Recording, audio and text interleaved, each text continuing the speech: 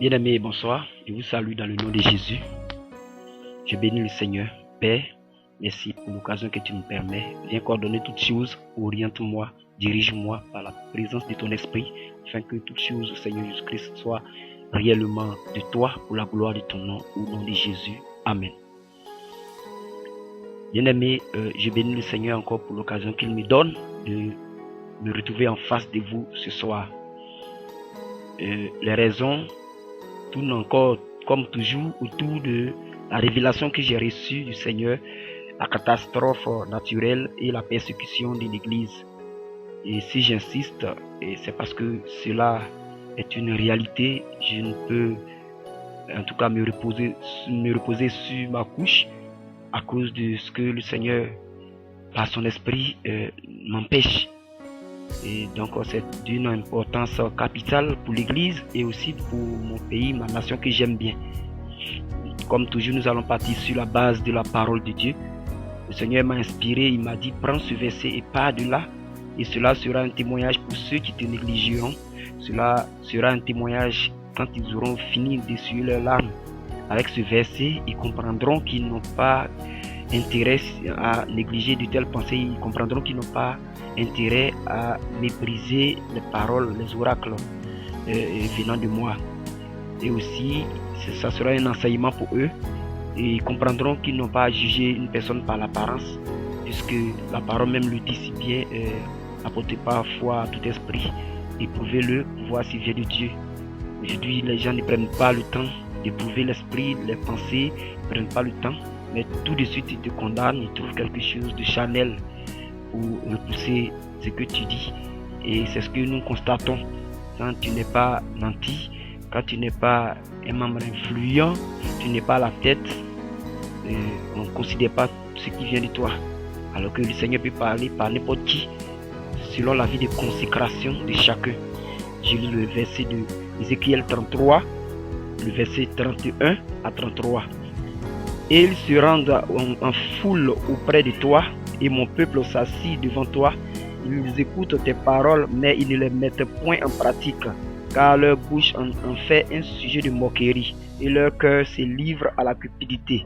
Voici, tu es pour eux comme un chanteur agréable, possédant une belle voix et habile à la musique. Ils écoutent tes paroles, mais ils ne les mettent point en pratique.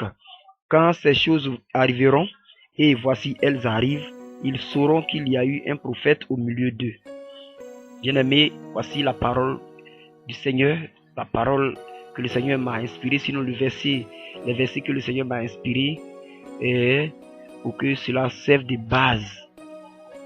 Voici, je vais, comme je l'ai dit, partir sur la base de ces versets pour dire que ce que je suis en train, en tout cas, de donner comme révélation depuis un moment, n'a rien qui vienne de moi-même. C'est censé, c'est inspiré. J'en ai l'obligation, bien-aimé. Il faut que chacun de nous se rende compte.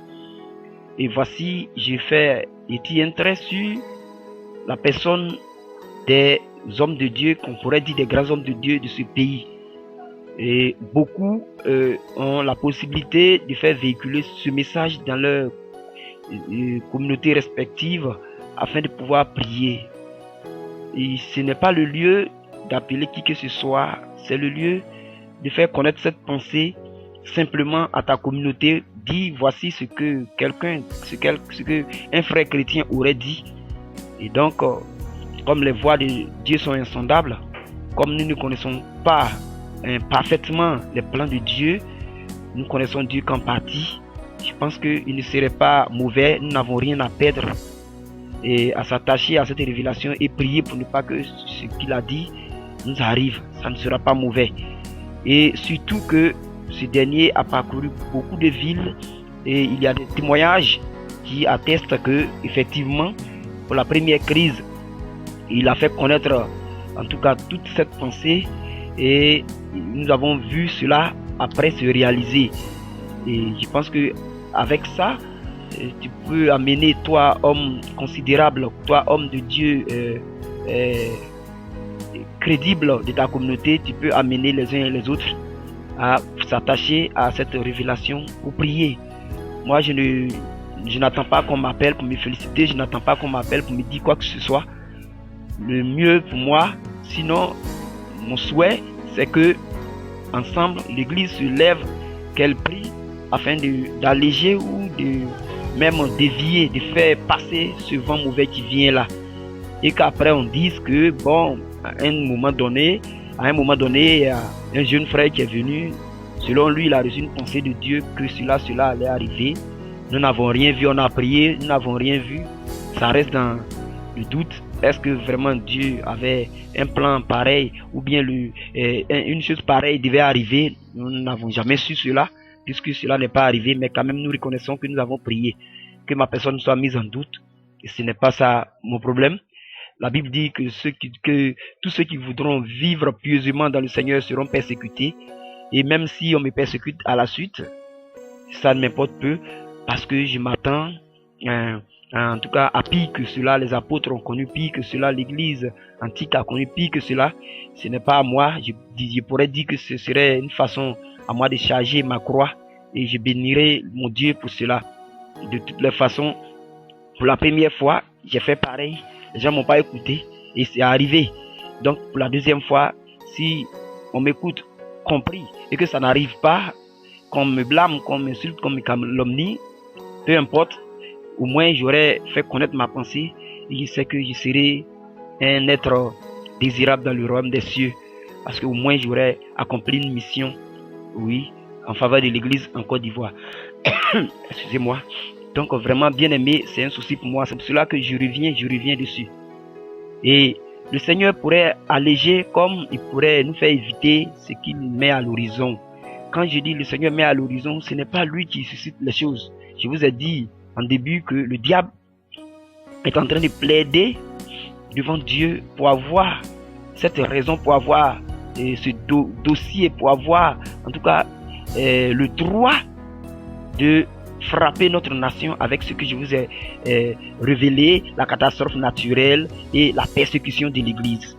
Mais quand je dis, avant que cela nous arrive, avant que Dieu ne permette, quand je dis quand Dieu va frapper, c'est parce que il est capable d'empêcher toute chose, il est capable de couvrir une nation jusqu'à 10 000 ans sans qu'il n'y ait crise dans cette nation, tant que sa main est étendue sur cette nation. Il est capable de tout, c'est le maître potier, c'est le fondateur, le manufacturier. Rien, quand la Bible nous dit, quand sa main est étendue, nul ne peut s'en détourner. Quand il a résolu, personne ne peut dire autre chose, personne ne peut contredire. Donc, si nous sommes là, nous l'invoquons, et que malgré cela, quelque chose nous arrive, je dis c'est lui qui nous frappe, parce qu'il permet. Sinon, ce n'est pas lui, c'est le diable qui se lève et il nous accuse. À certains grands hommes de Dieu, je parlerai ainsi. Vous qui buvez les liqueurs fortes, qui méprisez les pensées de Dieu, qui vous asseyez dans les lieux de luxe, je ne suis pas contre vous. Je peux dire que le Seigneur vous a béni, c'est tout à fait normal. Mais jouissez de cette bénédiction avec sagesse, tout en restant à l'écoute, comme Habakkuk pouvait le dire dans Habakkuk 1, verset 2, il a dit, Habakkuk a dit, je marchais sur la tour et je veillais pour voir ce que l'Éternel me dirait. Et je pense que tout en jouissant de cette grâce de Dieu là, il faut toujours être sur la tour pour écouter souvent la voix de Dieu, pour perpétuer cette grâce-là, cette bénédiction. Parce que tu es béni ici-bas, mais l'essentiel, sinon le primordial, c'est d'être reçu au royaume des cieux. Et la chose sera complète. Mais si tu reçois la grâce, voilà pourquoi la parole a dit, voici beaucoup diront, n'avons-nous pas prophétisé en ton nom, n'avons-nous pas mangé à ta table, n'avons-nous pas chassé des démons en ton nom. Il a dit, je vous dirai dehors, fils d'iniquité, je ne vous ai jamais connu. Tu as demandé la bénédiction, la grâce, il va te bénir. Mais si tu te détournes de sa parole, de sa voix, et que tu vis selon la chair, tu vis dans l'iniquité, au dernier moment, tu ne seras pas reçu. Et donc, à vous, ces personnes influentes qui avaient déjà expérimenté ou qui expérimentaient déjà la grâce de Dieu, et qui pouvaient donner des mots influents à l'égard de l'Église, parce que vous êtes chef de certaines communautés, je vous en supplie, tournez un peu le regard vers les personnes que le Seigneur suscite pour donner des oracles. tourner le regard, un regard sensible vers ces personnes, essayer d'analyser les pensées qui viennent d'elles et donner cela comme sujet à l'église. Parce que je vous assure, de même vous voulez vous faire voir en construisant des grands châteaux, en construisant en tout cas de grandes maisons, au passage on vous voit. Autant quand cette persécution va venir, l'ennemi aura les yeux sur ces châteaux, ces maisons pour les visiter. Pour dire que beaucoup de têtes influentes de l'église partiront si cette persécution doit venir. Je vous parle en connaissance de cause. Je n'ai pas envie de rentrer dans les détails, mais je le dis parce que c'est ce que le Seigneur m'a fait savoir. Donc, vraiment, de grâce, pensez à cela, essayez de partager cela avec vos communautés, essayez de faire comprendre cela, et parce que il y va de vos intérêts. Maintenant, vous les chrétiens raisonneurs, parce que beaucoup vont dire, bon, écoutez, si cela venait de Dieu, pourquoi n'est pas assis comme ça, pourquoi n'est pas passé par ci, et pourquoi n'a pas commencé par ainsi, dit l'Éternel, pourquoi il ne s'est pas penché en disant, Dieu m'a dit. Vous voyez, tout cela, l'ennemi suscite pour créer blocage aux oracles, et afin de pouvoir nous maintenir dans notre comportement ancien, afin de pouvoir nous maintenir dans notre abomination, pour ne point tourner le regard vers Dieu. Ça, c'est le diable qui suscite cela, c'est lui qui en tout cas permet ces pensées-là. Donc nous devons vraiment évacuer tout ce qui est raisonnement et vraiment tourner le regard vers Dieu à partir de ces deux révélations. Je vous assure, la catastrophe naturelle, comme je l'ai dit dans l'autre vidéo, a été confirmée. La persécution de l'église également a été confirmée. Ce n'est pas une joie pour moi. Ce n'est même pas à partir de ces deux confirmations que je le fais. Et la catastrophe, plusieurs avaient reçu la révélation avant moi, je ne savais même pas. Donc, je pense que nous nous complétons. Je ne suis pas la seule personne, mais moi, je pars d'une révélation à une autre. Pour la crise passée, j'ai connu en détail les choses. Je les ai fait connaître à des bien-aimés frères et sœurs. Beaucoup ont intercédé, beaucoup n'ont pas eu le temps, beaucoup ont méprisé, mais ces personnes se sont en tout cas ressaisies cette fois-ci, parce que elles sont témoins de ce que la première fois j'ai révélé et ça s'est réalisé. Et donc je vous approche à vous maintenant, jeunes frères, jeunes sœurs, et je vous assure que les ruines seront grandes. Ce n'est pas quelque chose à imaginer, je vous assure. Il faut faire tout l'effort possible pour pouvoir éloigner de nous ces deux pensées désolation. Je vous assure que c'est l'Église qui en paiera le grand prix pour la catastrophe, je ne sais pas. Mais tout compte fait, la catastrophe ne tire pas de maisons, elle ne tire pas des localités. Si une catastrophe doit survenir, on ne sait d'où ça va partir et d'où ça va se terminer. Donc ce n'est pas en tout cas quelque chose d'envisageable. Et si une persécution doit venir, ça ne sera pas une communauté quelconque visée.